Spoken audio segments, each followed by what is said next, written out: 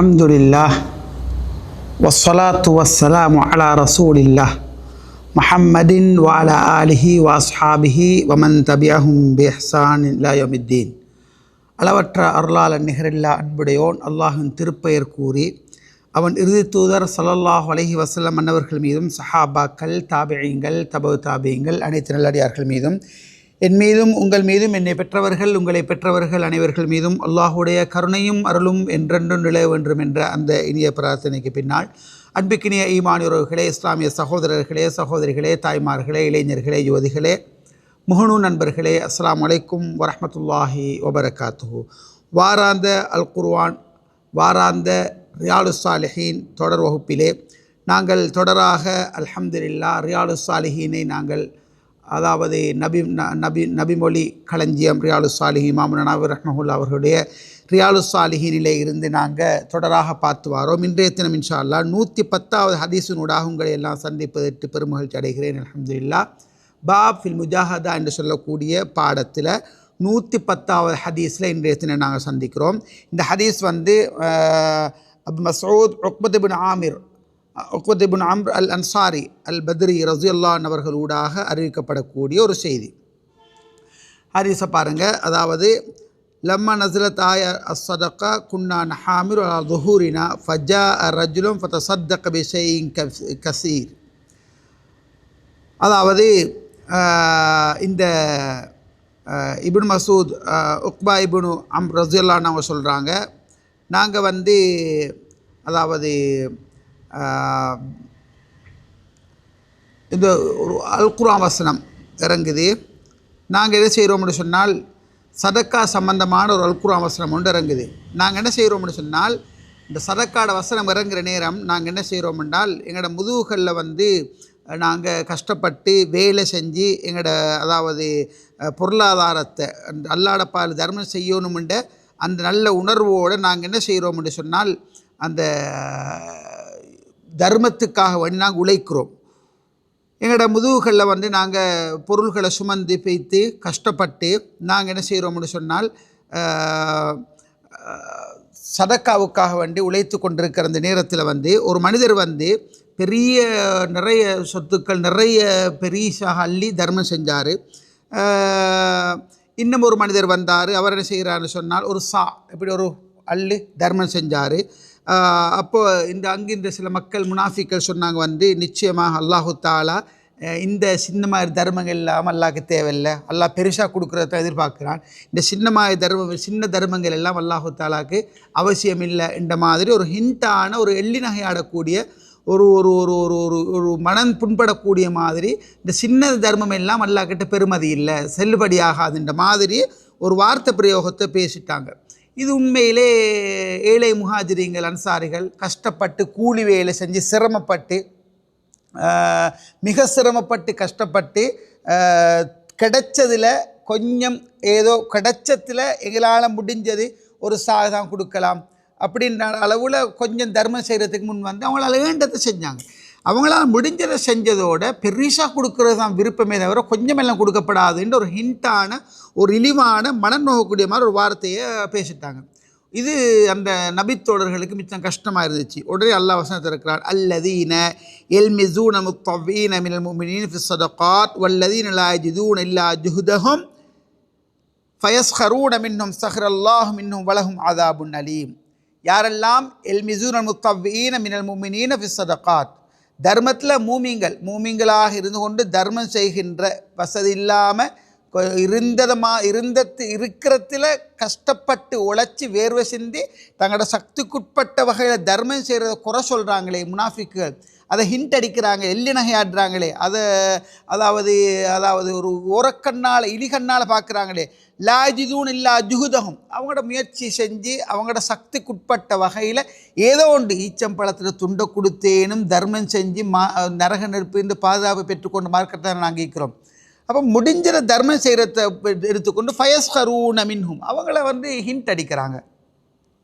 இதெல்லாம் அல்லாஹ்க்கு தேவையில்லை, இந்த 50 சாத்தில் என்ன செய்யலாம், இந்த 5 ரூபாயில் என்ன செய்யலாம், இதெல்லாம் பெருசு இல்லை, அல்லாஹ் வந்து லட்சமாக கொடுக்கணும், கோடியாக கொடுக்கணும், இந்த மாதிரி அந்த தர்மத்தை குறை சொல்கிறாங்களே இவங்க அல்லாஹ் பரிகசிக்கிறான், இவங்களுக்கு துன்புறுத்தும் வேதனை உண்டு. இந்த வசனத்தை அல்லாஹ் தஆலா இறக்கி அந்த நபித்தோழர்களோட உள்ளத்துக்கு அல்லாஹ் தஆலா மிகப்பெரிய ஒரு சாந்தியை, ஒரு சக்கீனத்தை, ஒரு அமைதியை கொடுத்ததை குர்ஆனுங்களுக்கு சொல்லித்தருது.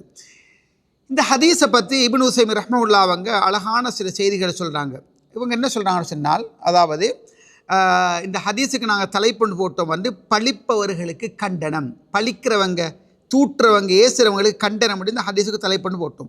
இப்னு உஸைமீன் ரஹ்மத்துல்லாஹி அவங்க சொல்கிற நேரம் வந்து என்ன சொல்கிறாங்கன்னு சொன்னால், அதாவது அபு மசூத் ரஸியல்லாஹு அன்ஹு இந்த ஹதீஸ் வந்து தர்மம் செய்யக்கூடிய மூமின்கள் இவங்களை வந்து பழித்த நயவஞ்சகர்கள், தர்மம் செய்கிற மூமிங்களை பழித்த எள்ளிநகையாடிய நயவஞ்சகர் முனாஃபிக்குகள், இவங்களோட இழிவான பண்பை சுட்டி காட்டக்கூடியதாக இந்த ஹதீஸ் இருக்குது.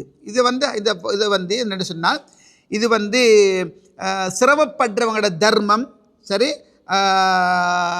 அல்லாஹ்விடத்து தர்மம் செய்யுங்கன்னு சொன்னதோட ஏழைகளான சஹாபாக்கள் தங்களோட முதுகுகளில் சுமந்து கூலி வேலை செஞ்சு கூலி வேலையில் கிடைச்ச பெருமதியை கொண்டு வந்து சின்ன தொகையை தர்மம் செஞ்சால் இங்கே என்ன செய்யணும்னு சொன்னால் அவங்க அதை ஹிண்ட் அடித்தாங்க, பழிச்சாங்க, அதை எள்ளி நகையாடினாங்க, ஜோக்காக பேசினாங்க. இந்த நேரத்தில் வந்து அதாவது பழித்தலை பொறுத்த மட்டுக்கும் அதாவது வசதி உள்ளவரை குறை கூறுறது, வசதி உள்ளவரை குறை கூறுறது. இதில் வந்து என்ன சொன்னால் அப்துல் ரஹ்மான் பின் அவுஃப் ரஸியல்லாஹு அன்ஹு போன்ற சஹாபாக்கள் இருந்தாங்க. இவங்க எல்லாரும் அவங்களோட சக்திக்குட்பட்ட வகையில் பெருசாகவே கொடுத்த சரியா. முனாஃபிக்குகள் இவங்க என்ன செய்கிறாங்கன்னு சொன்னால், முனாஃபிக் நயவஞ்சகர் என்ன செய்கிறாங்கன்னு சொன்னால், அதாவது மக்கள் பார்க்கணுன்றதுக்காக வேண்டி இவங்க தர்மம் செய்கிறேன்னு சொல்லி அள்ளி கொடுத்த சஹாபாக்களை ஹிண்ட் அடித்தாங்க சரியா. அடுத்தது வந்து என்ன சொன்னால், அடுத்த பழி என்ன சொன்னால் ஏழைகளை பழிக்கிறது.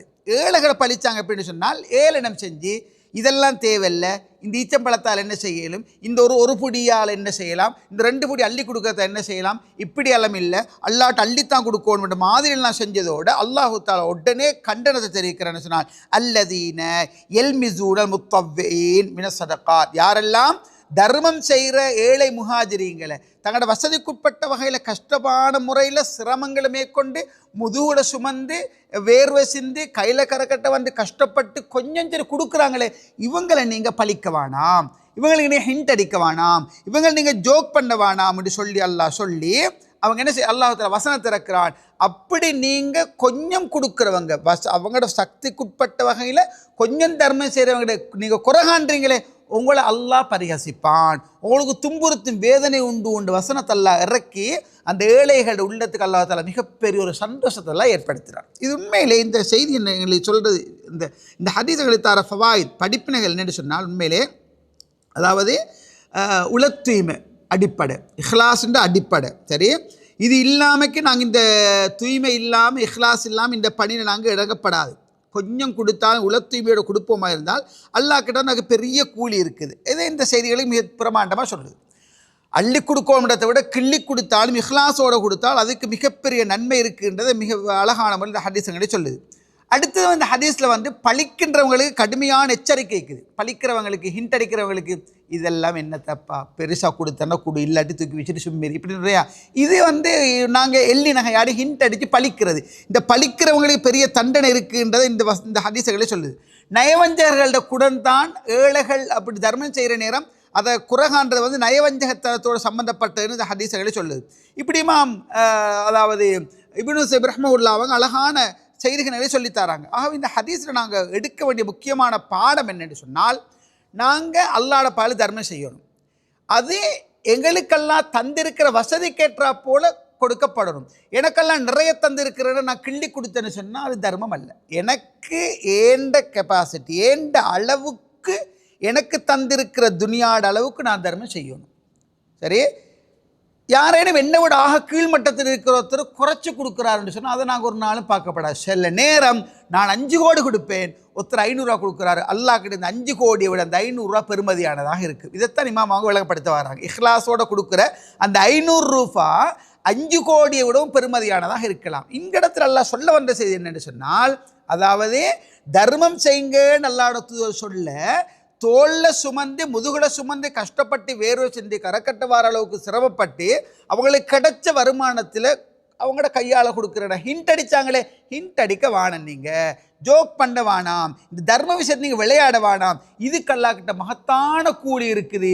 பெரிசா கொடுத்து இஹ்லாஸ் இல்லாத போகிறத விட சிறுசா கொடுத்து உள தூய்மை வாரத்துக்கு மகத்தான கூலி இருக்குன்ற செய்தி அல்லாஹ் தஆலா சொல்லி உலகத்தில் இருக்கிற எல்லா ஏழைகளுக்கும் தர்மத்தில் பங்கு வகிக்கலாம். சுருக்க வேணும் தெரியுமா, இத்தக்குன்னார் வளபிஷிக்கு தம்ரா, ஈச்சம்பழத்திட துண்டை கொடுத்தேனும் நரக நெருப்பிலிருந்து பாதுகாத்துக்கோன்னு சொல்கிற மார்க்கத்தில் நாங்கள் வாழ்கிறோம்னு சொன்னால் நாங்கள் எங்களால் முடிஞ்ச தர்மத்தை செய்வோம்.